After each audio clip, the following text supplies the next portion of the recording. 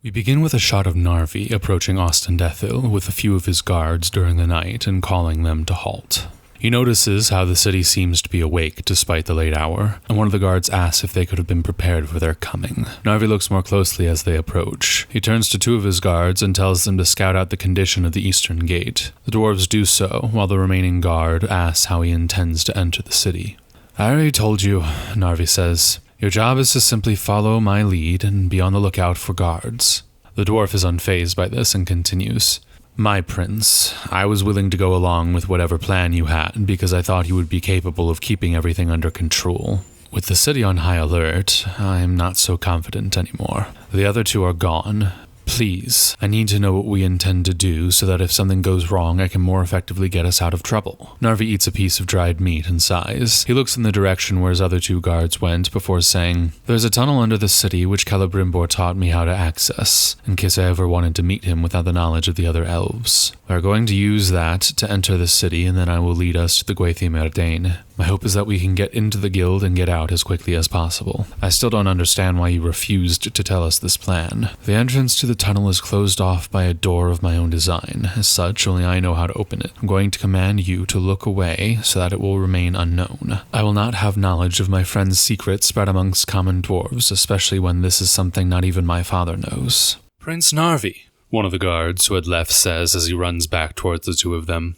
"Good news. Not only has there been no additional guard, there is in fact no guard posted at the gate or on the walls. It seems that the city is roused over some internal dispute." The other guard turns to Narvi expecting his prince to have taken the news well. Instead, Narvi's face has become hard, as if this news troubles rather than excites him. "Very well," the prince says. "We shall move forward with the plan." And he moves towards the steep hill bordering the eastern section of the city. Once they arrive there, Narvi turns expectantly to the guard who remained with him. The guard shakes his head. "Oh, very well. Lads, the prince desires that we keep a watch while he's working. There may still be a trap for us before we're able to enter the city." The other two guards nod their head and move into positions to be on the lookout for any potential ambushes. Narvi then says the password to get into the gate. "Gweth," and immediately enters and prepares to shut the door. "Wait," one of the guards says. "My prince, you are forgetting us. I have decided to change the plan. I want you three to wait here. I will discover what the elves have been up to, and whether or not we can complete the mission. The elves will not come here, therefore, if you remain, you will be secret. If you move, your chance of being caught is far greater, and you will ruin this whole operation." As he says this, the door closes and the three guards are left outside. The two others look at the head guard who had remained with Narvi and say, "What shall we do?" The head guard simply shakes his head. "I suppose we'll have to do what he asks." Therefore, they move to hide behind a rock. In our next scene, the orcs are attacking the fortress of Emyn Arnen. They have three main groups, each going to a different section of the wall. To the west, the orcs have prepared a sapping tunnel. To the southeast, they have built makeshift catapults to tear down the walls, with the main assault coming towards the southern gate, attempting to use a battering ram to break through. The orcs in the western assault see that the wall has been largely removed of defenders, and so begin the sapping in earnest while getting the assault teams ready to enter the fortress once the wall is brought down. It is then that the ambush begins, as men and a few elves jump out from behind rocks and bushes and begin hacking at the small orcish formations. The orcs are completely caught off guard by this counterattack and flee into the forest. The men and elves then retreat to the walls and are helped back up by ropes and ladders. The main bulk of the western orc group, however, sees this and uses it as an opportunity to attack the defenders. They charge from the forest towards the walls and attempt to close in on the ambushers. The camera looks up and we see about 25 elven and about 40 human archers, sending volley after volley at the orcs. The ambushers likewise turn and face the orcs, who are small in number and disorganized by the time they reach the wall, and thus they are effectively cut down before eventually the others turn and run away. This time, the ambushers make their way up the ropes successfully, as the camera pans up and we see Arendir smiling at the success of his plan. Once everyone has been rescued, he turns his attention to the other two assaults. He moves towards the eastern section of the wall, and most of the archers follow him. Then, however, he stops, noticing that the catapults, even after having sent several volleys, have done at most negligible damage to the outer wall. "You three," he says, calling to one elvish and two human commanders. Man the eastern portion of the wall with your men, and keep a close eye on its general stability and damage. Otherwise, I do not think any major assault will be able to come this way tonight. Estian, Gath, prepare your sortie at the main gate and ride out when I blow the horn. The rest of you, get on top of or around the main gate and try to light the battering ram on fire. Everyone quickly goes to their stations, and Arondir goes to a lookout tower near the gate to keep an eye on the orcish movements. He cringes when he sees that the attempts to light the ram are of little effect, as the orcs did well to protect against this. Change of plan, he shouts down to the others. Focus your arrows on the groups behind the ram. He then blows the horn. Estian's group leads a force of elves out of a secret entrance towards the west of the main gate, and meets the carriers of the ram head-on. The orcs attempt to counter this by surrounding the group with their infantry reserves, though this is somewhat hindered by the archers above the gate, and thus the surround attempt is fairly slow. This allows for Gath and his men to charge out of the main gate with the horses, the ram and its defenders having been effectively removed from the situation. The charge is devastating to the attacking orcs, and the already disjointed orcish infantry is trampled and eventually routed by the cavalry charge. The sortie then retreats back into the gate. Once he is sure that the main gate is secure, Arondir moves back over to the eastern side of the wall. The attack has done little to progress. Indeed, so ineffective were the catapults that the orcs have now retired them and began taking up ladders to attack the walls. Arondir, noticing this, therefore orders most of the archers to move towards the eastern portion of the wall, while he himself comes down to make sure everything goes smoothly. Once they arrive, the three groups from earlier come to Arondir. The walls have been barely damaged, sir, the elvish commander says. What are your orders about how to deal with the ladders? Arondir smiles. Oh, I don't think that they will be too much of an issue. He points to the field, and the commander notices that there are only a few sets of ladders approaching the walls. It appears that the orcs were unprepared. In addition to this, with the reinforcing archers from the main gate arriving, 3 of the ladder groups are effectively shot down before even reaching the wall. Get ready, Arondir says to the defenders, who begin picking up large rocks as the ladders are hoisted onto the walls. Now! The rocks are thrown down and the ladders shatter. The archers continue to loose their arrows, and what few orcs are left flee into the forest. And with that, the first round of attacks have been repelled. The elves and men cheer and mock the retreating orcs before being addressed by Arondir. Job well done, comrades. Your valor has dealt our enemy a decisive blow. But do not be deceived. The orcs are not wholly repelled. True, they have been beaten back for a time, but they will return, and soon. My only hope is that you have all earned yourselves a night's rest. For now, however, you must return to your positions and prepare for the next assault. However, as he finishes this speech, we see that an orc has snuck up within shooting range of the wall, and loses an arrow into his shoulder. A moment later, and an elvish archer returns the favor, but Arondir is seriously impaired by the injury. After a moment of shock, Estian assumes command and tells Gath to carry Arondir into the citadel. Gath complies, taking a few of his guards with him as they carry the elven commander to the healing rooms which Bronwyn had set up.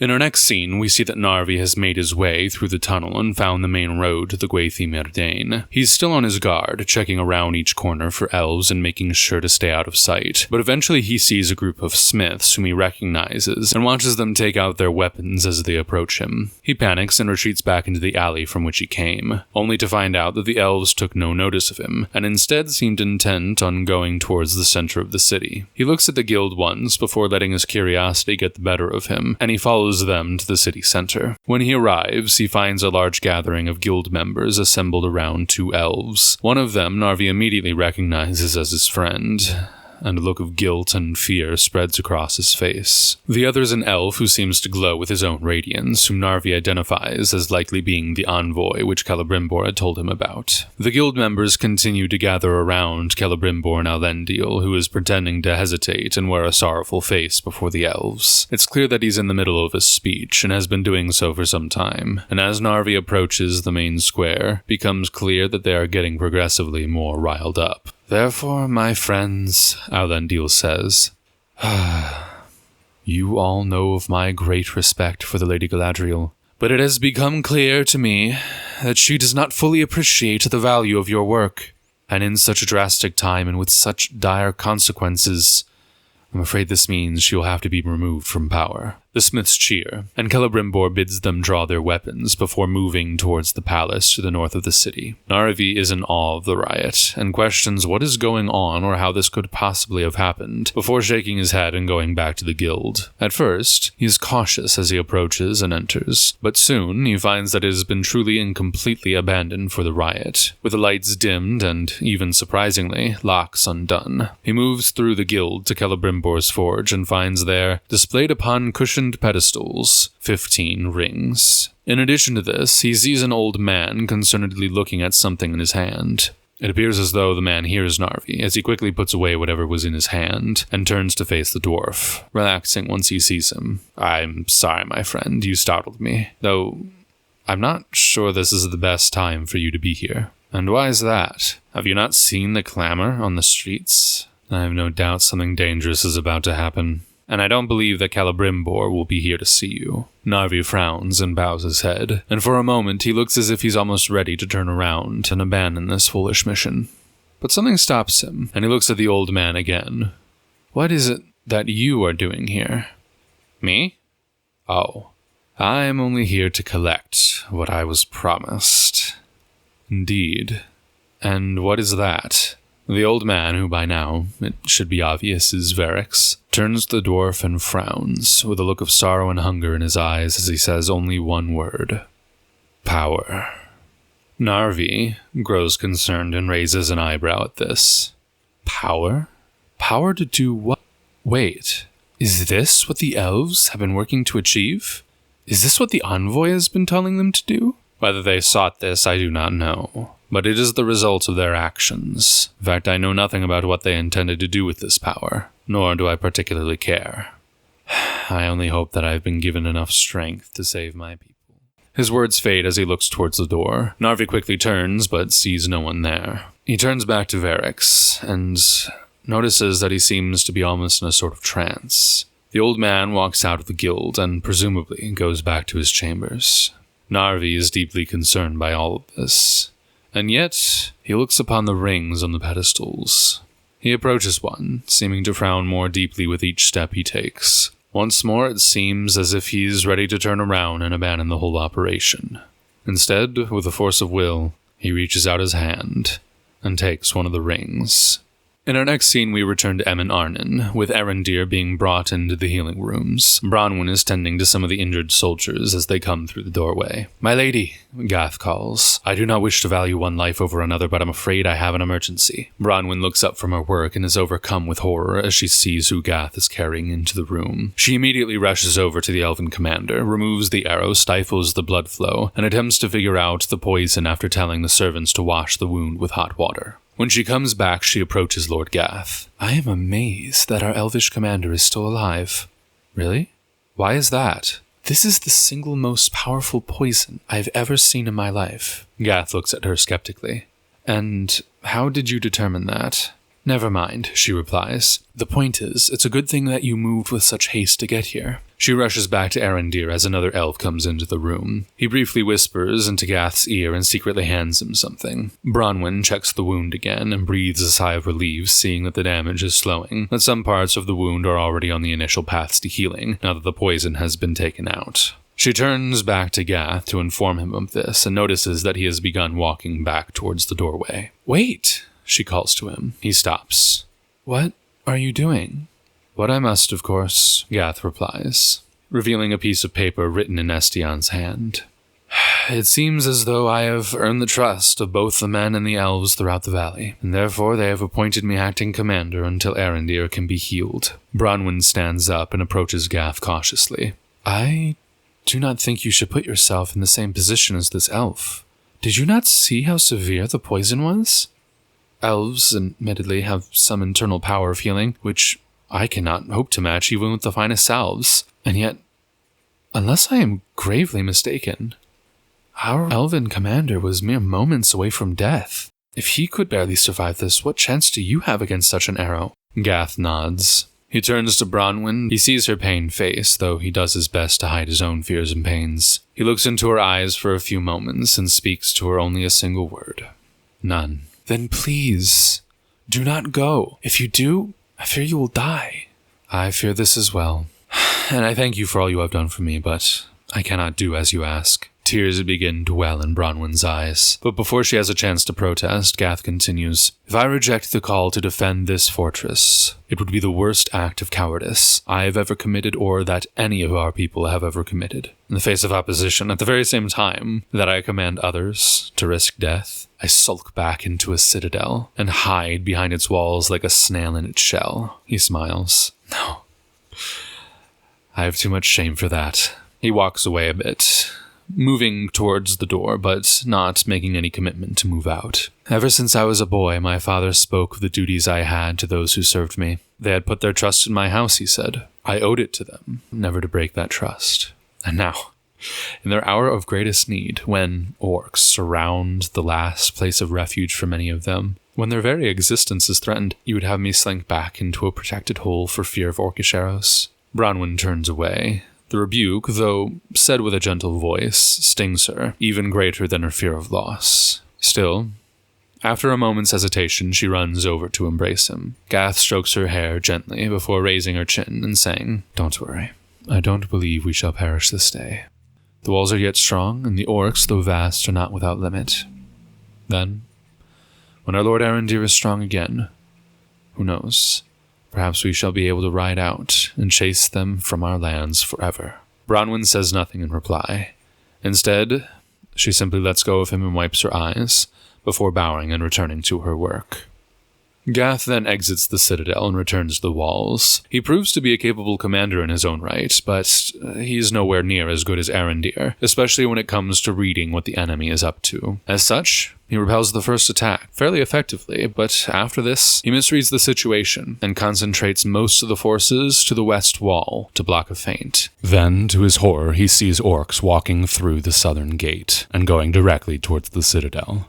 Gath realizes the situation too late, and even more to his horror, realizes that he was right about traitors.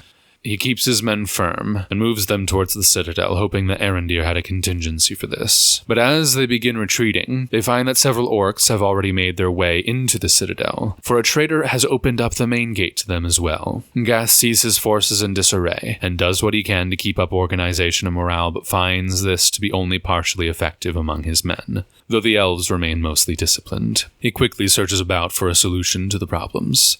Commander Estian, he calls. I'm afraid I must ask you to bottleneck the main gate. If you can, retake it, of course, but if not, merely try to divert the orcs from their attempts to charge the main gate. Archers, take positions on the rooftops and pick off as many orcs as you can. Spears, pikes. Do what you can to defend the archers within the buildings. The rest of you, come with me and we will reclaim the citadel. The group split up, and much to Gath's dismay, only about half the men follow the instructions. Many of them scramble to various parts of the fortress, either to hide or seek vengeance against the orcs, knowing that they've likely already gone into the citadel and started pillaging. Gath is nearly overwhelmed by it all, but manages to keep a level head and fulfill his end of the plan. He leads a group of footmen through the corridors of the fortress, maintaining order and cohesion as they fight through packs of orcs, some of whom have already taken to plunder. Eventually, they make it to the gate, which, to Gath's surprise, is still open. They run towards it. However, once they do, a group of orcs charges out to meet them, and another melee ensues. This time, however, Gath turns to find another group of orcs is charging to their right. He reorients the footmen to a more defensive posture, only to notice that another group of orcs is likewise flanking their left, and another is coming in behind them.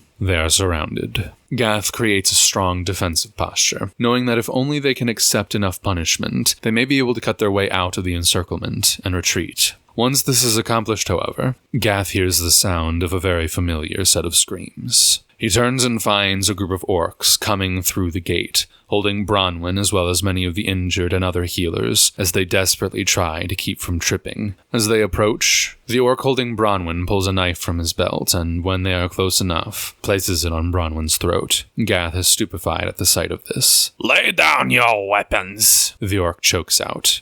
"or I'll slit her throat." Gath looks from Bronwyn to the rest of his men, and now it is time for tears to well up in his eyes. It is clear that he is actually considering both options, until he once more remembers the words of his father. His body shakes as he raises his head, and he looks once more at Bronwyn, his eyes wordlessly conveying his intention. Bronwyn nods and closes her eyes, ready to accept her fate.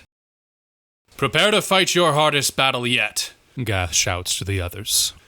"Charge the gates!" The orc bellows with anger and pulls back Bronwyn's head to expose her neck as the footmen begin to move towards the gate and the 4 orc groups charge towards them. Just as the orc is about to slash her neck, however, a horn blows in the distance, not the harsh sounds of the orc horns with which the people of these southern lands had become all too accustomed over the years. This sound was different. To these coastal men, it was like the winds of the high seas when they arrayed in wrath against the corsair, with a sea breeze as it blows up the Vale of Anduin, bringing word from the south. For in that darkest of hours for the people of Emyn Arnen, hope roused once again in their hearts when rescue, long since discounted, presented itself. For they looked to the south and saw that the Númenóreans had come.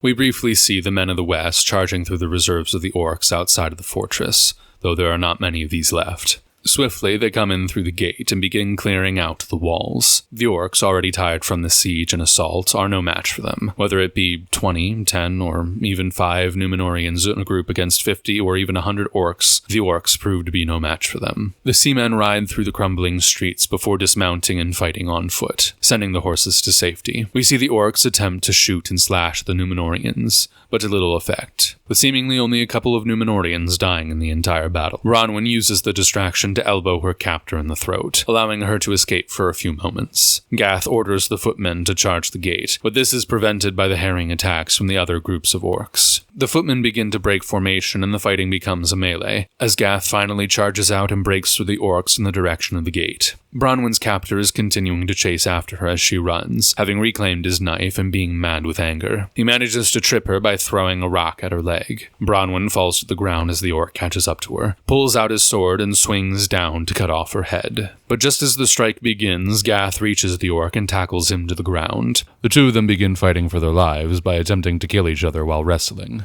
The orc clearly proves to be more skilled in this regard, and within moments he pins Gath to the ground and breaks his right arm, which he had been using to try and get the orc off of him, and is about to crush his head with his hands. Then, right as Gath begins to scream from the pressure, the orc's hands move away and the orc himself falls backwards, revealing Bronwyn having stabbed through the back of the orc's neck with his own knife. Gath tries to get up, but finds he cannot. Bronwyn runs to help him sit. "See," Gath says, I told you we wouldn't die today." Bronwyn chokes on her tears after a failed attempt at a laugh. "I wouldn't count on that as a certainty yet." "Oh, but it is.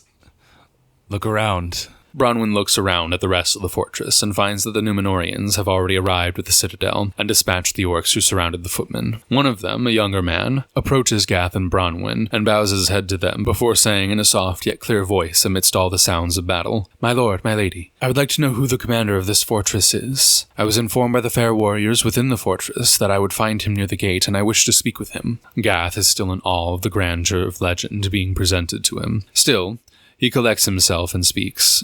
For the time being, I am the commander, though our true commander lies resting within the citadel." "Indeed. That is curious. I've not heard of elves being willing to take commands from a common man such as yourself." "Neither had I," Gath says as Bronwyn and the Númenórean help him to his feet. "Nor do I feel fit to command at the moment. If you are able to find him, tell Estian that I give him full command of the citadel on account of an injury." "As you wish," the Númenórean man says before going into the citadel. Gath and Bronwyn are, at this point, both so overwhelmed by all that has happened and by their injuries, that they find they have no strength to walk. The day, however, is not finished with them, for they turn to find that the men and elves who had defended the fortress but were still outside the citadel, cheering Gath for his bravery and staying strong in the face of treachery. Bronwyn and Gath both find themselves barely able to resist the overwhelming feelings of relief and joy at the sight. In our next scene, we are back in Ousted. The Smiths have begun to break into the courtyard of the palace and are even attacking the guards. We see Galadriel and Celebrimbor standing on their balcony discussing how to deal with this situation. They are both terrified of the notion of fighting back, as the idea of kinslaying is virtually off limits to them, but still, they recognize that the fault would not be theirs if it came to that. Eventually, the riot turns into a near frenzy as the guards are forced to abandon their outer positions and barely manage to come into the palace. Luckily, they manage to to imprison one of the Smiths, but this leads to nothing productive. Meanwhile, we see that Narvi is making his way out of Eregion and already on the way back to Moria. The 3 guards did indeed remain at their posts as he comes out of the door. "Did all go well?" one of the guards asks. Narvi nods, though he is even more troubled than before. "Let's go back home.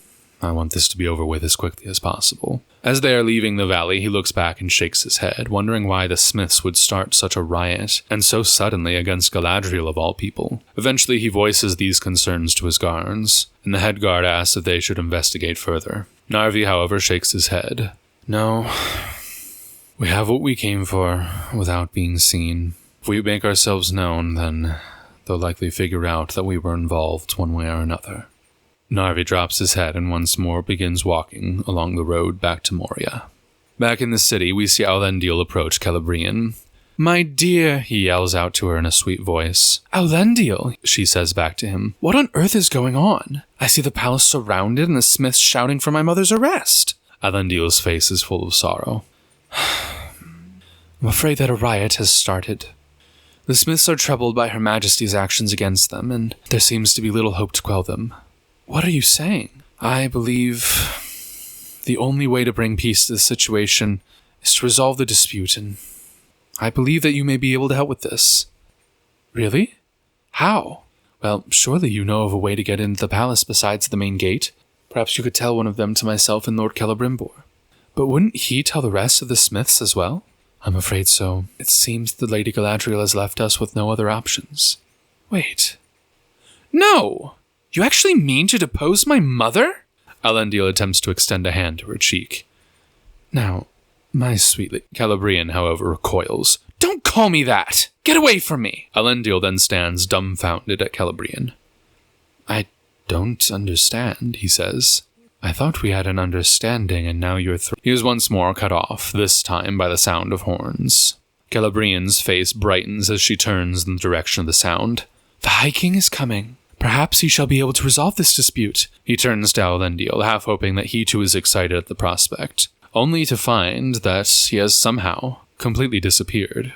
Once the horn of Gil-galad rings throughout the city, the Smiths turn to each other, and a sense of fear and embarrassment comes upon all of them. The High King comes into sight after only a few moments, with a grand procession as the first rays of sunlight begin to peek over the misty mountains. He looks grimly, but with no hint of surprise, upon the armed Smiths surrounding the palace. "Smiths of Eregion, what is your business standing about the palace of Lord Celebrimbor and Lady Galadriel, armed as you are? Could it be that some threat has come upon the city and you are preparing for its defense?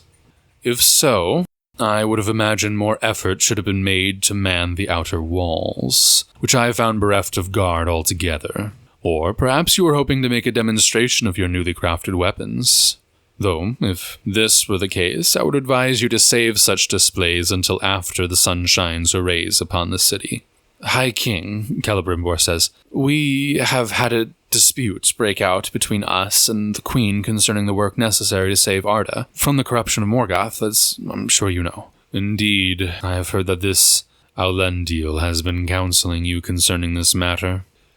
Celebrimbor grows worried. "High King, we shall deal with these matters in a moment. For now, lay down your weapons and allow the King and Queen to leave their palace." Celebrimbor and the other Smiths obey. "My friends," Gil-galad calls to the palace, "you may now leave unmolested. Please, we have much to discuss and resolve." To finish off this episode, we see that the elves and the Númenóreans have rounded up the remainder of the orcs within the fortress and imprisoned them. Minostir, Valandil, and Isilmo come into the healing room to meet with Arondir, who has already recovered enough to begin speaking. Along with him is Estian and the other elvish commanders, as well as Gath. "I do not wish to scold any of you," says Valandil, "who have only just been relieved of a devastating siege and a worse battle.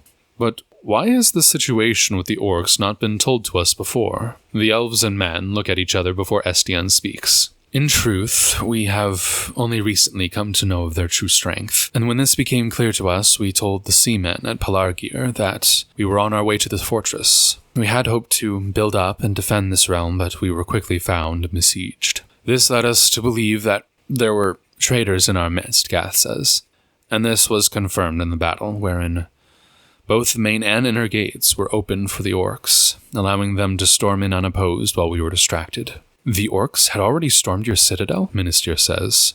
But how can that be? The inner citadel looks as if it has seen nothing of the battle, nor any looting. There was not much time before your arrival, Estian explains, but Minister is still suspicious. He calls over one of the Númenórean guards and sends him away on some task. In either case, Gath says, now that the full force of the orcs has made itself known, we would greatly appreciate your protection. We ask you only that you allow us to maintain our customs and our way of life. Of course, Asilno says. That is, after all, our custom. They continue to speak about the proposed alliance when the guard from earlier comes back. It is as you suggested, Lord Minister. The soldiers and civilians are unharmed, but the armory and the treasury were thoroughly raided. What? Arendir and Gath say at the same time. Do they know what was taken? Many things were taken by the look of it, but the main target appears to be a device that was under the heaviest protection. Ought we not merely to search among the orcs for whatever was lost, Valandil suggests. I'm afraid not, my lord, the guard says. It appears as though the armory raiding party was let out by a secret passage. Where? The Minister demands. No one has been able to find it, my lord. We know only that the orcs are gone, but did not leave through the main entrance. Arendir's face grows grim. He turns to the Númenóreans. My lords, I'm afraid this talk of alliance will have to be tabled for another time. Lord Gath, and you must stay, but the rest of you, and I'm once again sorry for having to do this to you all, must leave. Several of the elves and men look curiously on Arendir, but one by one they leave, beginning to discuss what this could mean and how an armory raid could be of such great importance. As they are speaking, the camera begins to zoom out and move away from the fortress. It begins to head east, and we get a beautiful look at the surrounding valley as it approaches the Anduin. It is at the river that we begin to zoom in on the remainder of the orc host. Leading them is Adar, who holds in his hand the black sword we saw a few episodes earlier.